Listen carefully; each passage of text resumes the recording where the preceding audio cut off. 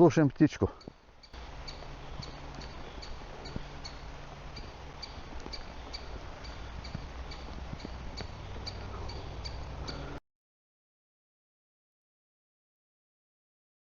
Ну, будем надеяться, что запишет.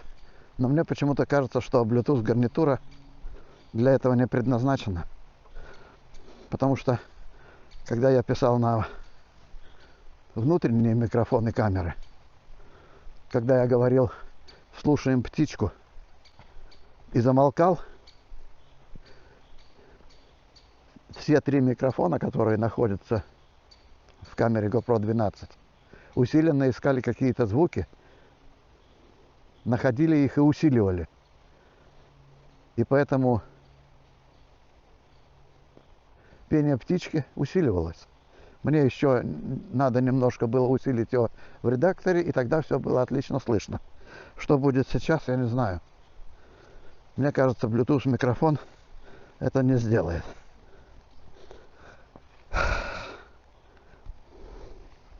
Сижу на своем пеньке. Это пенек не на выходе из леса, а в том месте, где начинаются некоторые мои прогулки. Традиция посидеть. Особенно, когда я иду обратно, я уже, честно говоря, замуторился, как говорится. Ноги подустали. И нужно немножко посидеть, просто потрясти ноги. Больше ничего не надо делать. Ноги потряс и иду дальше. Вот и все. Ноги расслабились. Ну понюхай меня. Эй! Ну, сапоту те, лаби. Я думал, что это соседская собака. У них тоже бульдожик такой же. Морда в лепешку. Такой же маленький и такой же гавканистый. Я думал, просто он меня узнал и начал гавкать. А это, оказывается, не мой собак. Не на моего соседа собака. Другая собака. Ну ничего, она только погавкала и все. Высказала свое мнение обо мне. Так что встретил еще 2 человек с собакой. Лес не совсем пустынный. Иногда люди встречаются. Но очень редко. А в некоторые дни вообще ни одного человека не встречаю. Ну вот, дождик вроде прекратился. Его не слышно. Но и ветра нет никакого. А этот Bluetooth микрофон не влагозащитный. Поэтому нельзя, чтобы в него попадала влага. Мы сейчас посмотрим.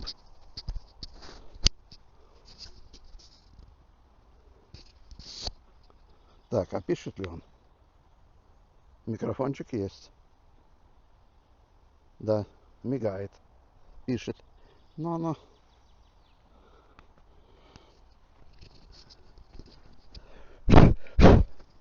совсем почти что не замокло. Микрофончик находится у меня под подбородком. И этот подбородок как козырек. Защищает микрофон от капель дождя. Ну а сейчас дождь кончился. Я смотрю уже, наверное, пока я дойду до выхода из леса, солнышко появится. Вот еще один человек бежит. Пошел дождь, и люди появились. Странно как-то. О, как облезли деревья за зиму. Все сосны, которые больные, почему-то за эту зиму все сбросили свою кору. Все. И их стало очень хорошо видно. Но их немного. Ну сколько штук? 10-20, наверное, на весь лес. А остальные все стоят такие отдельно стоящие деревья, которых немного. Так что пока не так страшно.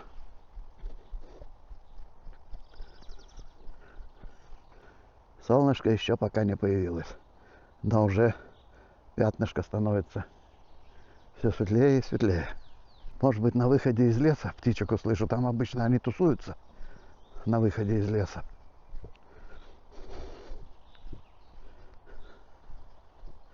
А здесь пока слышно птичек, но они далеко. Но будем надеяться, что Bluetooth меня не подвел в этот раз. Потому что я им пользуюсь только первый раз в жизни. И увидел первый раз в жизни.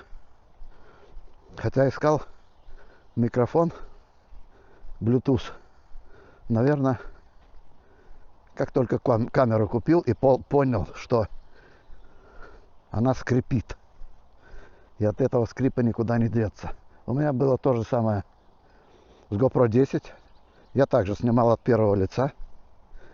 И у меня также были эти скрипы. От них не избавишься. Надо искать вместо шарнирного другое соединение какое-то. Но такого нету соединения. Поэтому я купил медиамодуль. Купил петличку, которая вставляется в медиамодуль, микрофон. И вот с 10-й камерой я так это и ходил, шлялся.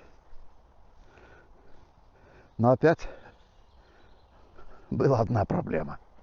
Штекер, если прямой штекер, то в медиамодуле джек выходит в сторону груди.